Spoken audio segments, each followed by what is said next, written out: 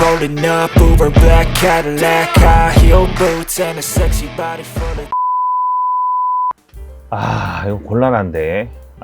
사장님께서 말씀하시는 겁니다. 상대방이 아직도 접수 번호를 주지를 않았다는 것입니다. 이 뭔 개소리야! 사장님이 말씀을 하셨는데 저도 말씀을 드렸죠. 분명히 차주분한테 그런 부분에 대해서 주의사항에 대해서 말씀을 드렸고, 차주분도 그 부분에 대해서 이해를 하시고 계약서에 작성을 하셨다. 제가 어떻게 하면 좋을까요? 그러면 윤 대표가 차주분과 통화를 해서 좀 조치를 좀 취해 주길 바란다 하시기에 제가 바로 차주분에게 전화를 드렸습니다. 다들 정신 바짝 차려! 예, 안녕하세요 고객님. 공장 사장님한테 수리가 다 됐다는 연락을 받았는데요, 고객님 사정에 대해서도 이렇게 되었습니다. 제가 저번에 말씀드렸다시피 가장 우려했던 상황이 벌어진 것 같은데요, 고객님 현재 상황은 어떤지 저한테 한번 좀 말씀해 주시겠습니까? 고객님은 흥분이 막 되셔가지고 진짜 세상이 뭐 이럴 줄 몰랐다, 진짜 사람을 믿었는데 사람한테 또 배신을 당했다, 세상에 믿을 놈 없다, 내가 바보고 내가 천치고, 가해자에게서 막 쌍욕을 하면서 막 흥분을 하신 상태였어요. 30분간 제가 한 그 얘기를 계속 듣고 나서 고객님한테 고객님 흥분하지 마시고 지금서부터 차근차근 상황을 정리해서 더 이상 피해가 발생하지 않도록 하는 게 가장 중요할 것 같으니 제가 말씀을 드려도 되겠습니까? 라고 해서 그때 사고 당시에 증거로 할 수 있는 것이 무엇이 있는지에 대해서 여쭤봤고, 명함 한 장밖에 없으셨어요. 이발 이런 걸 내가 어떻게 풀어? 회사 주소지나 뭐 직책이나 이름이나 뭐 전화번호 나와 있는 명함이죠. 안타깝게도 피해 차량에는 블랙박스가 없었어요. 근처 교차로이기 때문에 CCTV도 없었고, 밤 퇴근길이라서 7, 8시 정도 되는데 좀 어두운 상태였고요. 시간이 3, 4일 정도 지났기 때문에 뭐 증인이나 증거에 대해서 뭐 현장에서 가지고 있을 수 있는 것이 전혀 없었습니다. 참 난감한 상태였죠. No God! No God, please no!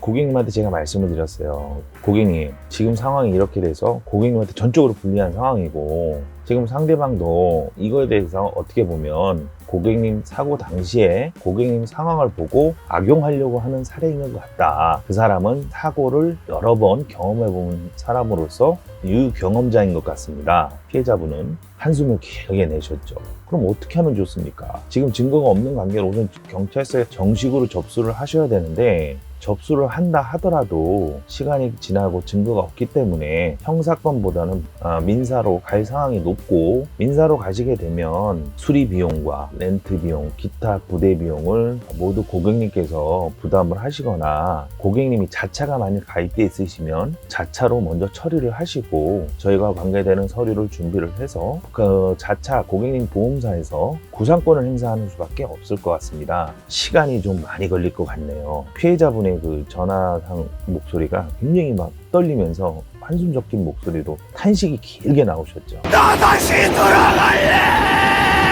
프락이라도 잡는 심정으로 제가 여기서 고객님한테, 저 혹시 고객님 통신사가 어떤 통신사를 쓰세요? 예, S땡땡입니다. 그러세요? 혹시 S땡땡이시면 자동 녹음 기능이 설정되어 있을 수도 있습니다. 혹시 전화 끊으시고 그 날짜에 아니면 지금 저랑 통화하는 것에 녹음이 되고 있는지 확인부터 한번 해보시고 전화 한번 주시겠어요? 그리고 바로 전화를 끊고 기다렸더니 1분 안에 전화가 오시더라고요. 녹음이 돼 있답니다. 그 날짜, 교통사고 이후에 그 가해자와 통화하고 그 얘기했던 것이 모두 녹음이 돼 있던 거예요. 그러시면 고객님 전화 바로 끊으시고 차 공장 수리 막 완료가 되셨으니 공장에서 저랑 같이 한번 뵙는 걸로 하시는 것이 좋을 것 같습니다. 그래서 바로 공장으로 가서 차주분을 뵙고 핸드폰의 녹음 내역을 확인을 하고 공장 사장님께 차량 견적서 서류와 저희 차량 렌트 계약서 서류를 준비를 한 후 피해자 A 고객님한테 관할 경찰서 교통조사계로 바로 가서 신고하라고 했습니다. 기술 들어갑니다. 자, 신고하러 간 A 고객님은 교통조사계에서 이러이러한 사정을 설명을 해 주시고 증거 자료로 통화 내역을 제출을 했었고요. 담당 경찰관분께서 진술조서를 작성을 하시고 가해자 A에게 전화를 드렸을 때 가해자 A는 적반하장으로 쌍방과실, 증거가 없다는 식으로 오리발을 내밀다가 왜 이러는 걸까요? 통화 녹음으로 본인이 인정한 통화 내역이 다 있다고 얘기를 하자 다음날 바로 접수번호를 보내줬답니다. 너는 계획이 다 있구나. 자, 이 케이스에서 여러분들은 무엇을 느끼십니까? 여러분들한테도 사고가 일어날 수가 있어요. 저도 사고를 당해봤습니다. 저도 사고를 내봤고, 근데 현장에서 막상 사고를 당하게 되면 당황하는 거는 당연한 겁니다. 이런 일에 대해서 많이 경험을 해보지 못하기 때문에 우왕좌왕할 수밖에 없어요. 경험이 많은 사고 유발자들은 피해자의 상태나 차량 상태, 현장 상황을 잘 보고 본인한테 유리하게 상황을 이끌어가는 나쁜 습관이 있기 때문에 여러분들도 여기에 대해서 주의를 하셔야 된다는 겁니다. 여기서 우리는 어떻게 해야 될까요? 아까와 같은 상황에서 만약 가해자가 피해자한테 프로 다 인정을 해주고 피해자 보상을 해줄 것을 약속한과 동시에 자신의 상황을 얘기하면서 급히 가야 된다고 얘기할 때 여러분들은 보내주셔야 됩니까? 절대 보내주시면 안 됩니다. 우선 첫째로 가해자분한테 그것은 안 된다고 반드시 얘기를 해 주시고, 만일에 현장을 무단으로 이탈을 하시면 경찰에 신고할 것이고 뺑소니로 신고할 거라고 말씀을 해서 현장 이탈을 방지하셔야 됩니다. 그럼 가해자가 너무 야박하다느니 이 세상을 못 믿는다느니 그런 말이 현혹되지 마시고, 여러분은 여러분 나름대로 조치를 계속 취해야 가해자한테 본인께서 다 100% 인정을 하고 거기에 대해서 잘못을 인정을 한다고 하시니 보험사에 전화 걸으셔서 접수번호 달라고 하십시오. 보험사 전화해서 접수번호까지 오는데 5분도 안 걸립니다. 간단합니다. 전화 걸어서 1번 사고 접수하고 현장 상황, 날짜, 접수번호, 상대방 전화번호로 해서 보내달라고 하면 바로 보내줍니다. 이렇게 접수번호 받고 가시면 보내시면 되는 거예요. 그걸 안 하시면 바로 현장에서 경찰 부르시고요. 피해자 고객님 자보험사를 부르시면 됩니다. 상대방 보험사를 당연히 불러야 되는 것도 많지만 내가 100% 피해자이기 때문에 내 보험사를 부를 필요가 없다. 내 보험사를 뭐하러 부르나? 상대방이 다 인정을 하고 있는데 라고 해서 자보험사, 고객님 피해자 보험사를 부르지 않는 경우가 있습니다. 그건 큰 실수 중에 하나입니다. 내 말 믿어라. 내 말 믿어라. 고객님 보험사로 접수를 해서 사고 현장에 고객님 보험사 출동 요원이 와서 현장에 대해서 증거에 대해서 증거나 증거 자료를 만들어야 됩니다.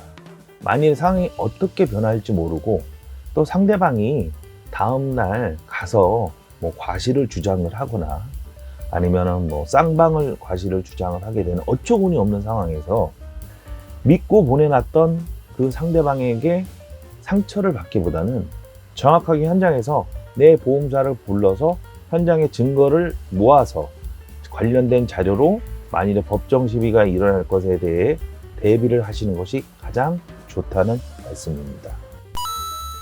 그리고 세 번째, 만일 상대방하고 언쟁이 붙거나 아니면 그거에 대해서 상대방이 100% 인정을 하는 거에 대해서 그리고 또 사과하는 거에 대해서 증거 자료로 만들고 싶다 하시면 여러분들 차량의 블랙박스, 차량 정면 앞에서 얘기를 하거나 상황을 이끌어 가시는 것이 가장 유리합니다. 차량 옆에 사이드나 보도 인도블럭 앞에서 또 인적이 드문 곳에서 언쟁이나 말씨름 그리고 또 거기에 대해서 증거 자료를 해봤자 아무 소용이 없고요. 여러분들 차량 앞에 블랙박스 앞에서 상대방과 조곤조곤 얘기를 하면서 아니면 유리한 상황이든지 불리한 상황이든지 증거를 수집하는 것이 좋습니다. 그리고 네 번째, 간혹가다 상대방이 고객님과 얘기를 하는 데 있어서 거리를 좀 두거나 가까이 오지 않거나 아니면 차에서 내리지 않는 상태에서 보험사 접수를 불러준다 하고 고객님과 일절 대면을 하지 않는 경우도 있습니다. 제 경험상 저도 이런 경우 한두 번 겪어봤는데요. 특히 저녁 때는 음주운전은 의심해 보셔야 됩니다. 상대방과 얘기를 했을 시에 요즘은 다 마스크를 쓰고 있지만 술을 먹었는지, 술 냄새가 나는지, 얼굴이 충혈되거나 눈이 충혈돼 있는지, 걸음을 똑바로 걷는지, 혹은 차 안에서 술 냄새가 나는지에 대해서도 한번 유심히 잘 살펴보시고, 과실이 좀 생기거나 과실의 여지 다툼이 있었을 때 상대방의 음주로 인해서 음주운전으로 적발이 된다면 100% 잘못한 것으로 인정되기 때문에 음주도 한번 잘 살펴보시는 것이 좋습니다. 다섯 번째가, 사고가 나서 당황해 있는데 상대방 가해자가 자신의 차량에 있는 블랙박스가 고장나서 좀 확인해 볼 사항이 있다고 피해 차량에 와서 블랙박스를 손대는 경우가 발생할 수 있습니다. 절대 손대게 하시면 안 됩니다. 제 경험상 또 이것도 분명히 끼어들기 사고, 과실이 좀 있을 수 있습니다. 9대1이나 뭐 8대2 그 정도 사고에서 상대방 운전자가 자신의 블랙박스가 고장이 났다고 보험사가 오거나 경찰관이 오기 전에 상대 피해 차량의 운전자분과 함께 블랙박스를 확인해 보자고 차에서 블랙박스를 손보다가 확인을 하는 척하며 포맷이나 삭제를 해버리는 경우도 발생했었습니다. 뭐야?